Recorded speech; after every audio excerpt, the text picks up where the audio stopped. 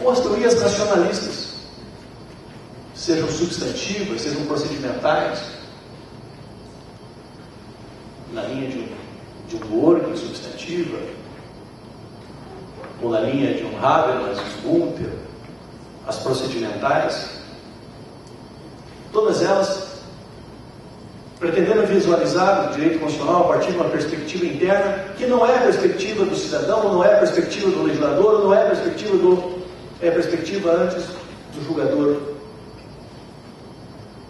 e que acredita na possibilidade de um controle racional, chegando a algumas teorias, como a teoria do Dworkin, inclusive, a falar em uma decisão correta. Teorias que aceitam a possibilidade de ponderação e outras que criticarão a ponderação, imaginando que a ponderação é apenas um modo de mascarar uma escolha subjetiva. E aí teremos os alexianos, os habermasianos,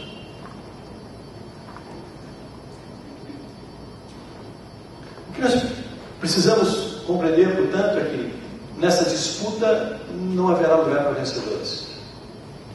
O direito não é o direito proposto por Dworkin, como não é o direito proposto por Habermas, como não é o direito proposto por Carlos Santiago Rino. O direito, na verdade, é uma prática, uma experiência. O direito conforma uma rede, e dentro dessa rede há uma disputa entre teorias que pretendem reconstruir o universo de significação do direito. A ideia de rede é uma ideia que dá conta da experiência constitucional nesse quadro que nós vivenciamos nos tempos atuais. O importante é dizer que, apesar de todas as distâncias entre uma teoria e outra, o que nós encontramos é a compreensão que o direito está no campo da razão prática, que o direito não está no campo da razão teórica, e que o direito tem um modo de ser compreendido e aplicado e manejado distinto daquele modo das ciências duras. E por isso que as teses positivistas já não conseguem dar conta desse direito, que é o direito da Constituição de 1988. São propostas que disputam uma hegemonia no quadro de uma rede onde vários discursos são apresentados como modos de reconstruir o direito constitucional brasileiro. Dentro desta rede, que nós vamos nos dando conta da existência dela, nós voltamos a compreender a importância também das regras. A Constituição eram apenas regras do positivismo, a Constituição eram apenas princípios para aqueles que imaginavam que não havia mais lugar para regras. E hoje nós compreendemos que a complexidade da Constituição de 88 se encontra no fato de que é uma Constituição analítica, detalhista, e que, portanto, comporta uma parte regulatória, como lembra Humberto Ávila, bastante grande. Quando nós dizemos que a Constituição de 88 é principiológica, nós não podemos imaginar que a Constituição de 88 haverá de ser manejada a partir da perspectiva principiológica, da ponderação, como se na Constituição nós não encontrássemos também regras. A parte regulatória da Constituição é uma parte que não é pequena. Em relação à parte regulatória da Constituição, nós não teremos maiores dificuldades. O arcabouço teórico construído no campo do senso comum dos juristas é capaz, com algumas especificidades, de dar conta dessa parte regulatória. Quando nós discutimos que as medidas provisórias precisam sofrer um novo modo de disciplina constitucional, nós estamos na parte regulatória. Quando nós discutimos que as medidas provisórias não podem mais impedir a deliberação do Congresso Nacional, nós estamos tratando exatamente a respeito disso. Mas a Constituição traz problemas extremamente complexos no que diz respeito à sua parte principiológica. E aqui está a sua grande novidade. Porque aqui nós temos problemas que envolvem desde o problema da separação dos poderes, aspecto funcional, até problemas que envolvem a questão democrática, um aspecto democrático, até questões relativas à segurança jurídica, falaremos disso mais adiante, uma dimensão que nós chamaríamos de uma dimensão prática.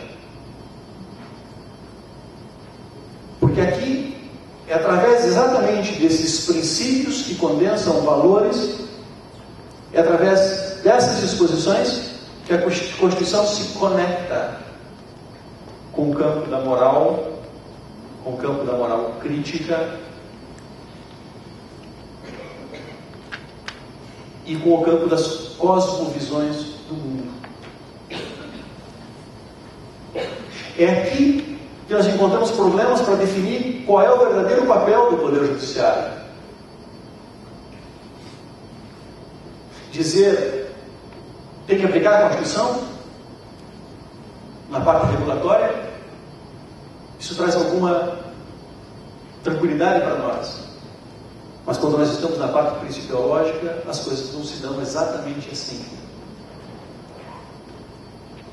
Quem diz o que o princípio significa para a sociedade? Quem haverá de definir cláusulas que são abertas e cláusulas abertas que não podem ser reduzidas a uma significação numa sociedade que é plural e democrática? Qual a interpretação correta a respeito do direito à vida? É da CNBB ou é dos laicos que defendem uma outra posição? E quem dirá qual é a interpretação correta? É o juiz ou é a sociedade através do processo legislativo? Mas se é a sociedade através do processo legislativo, não estarei eu a erodir a hierarquia normativa, fazendo com que a Constituição se submeta à lei, quando na verdade é a lei que deve se submeter à Constituição? Temos problemas nesse campo. Ora, é preciso, portanto, ver que nesta seara dos princípios e dos direitos fundamentais, há discussões pertinentes a respeito do modo de abordagem da Constituição. A discussão entre os substancialistas e os procedimentalistas não é uma discussão banal. Alguns pretendendo que os juízes têm acesso direto à Constituição e tendo acesso direto à Constituição, interpretando a Constituição, podem declarar a inconstitucionalidade de uma lei. Mas como se opera isso no quadro de questões tão complexas como essas, por exemplo, que envolvem o direito à vida?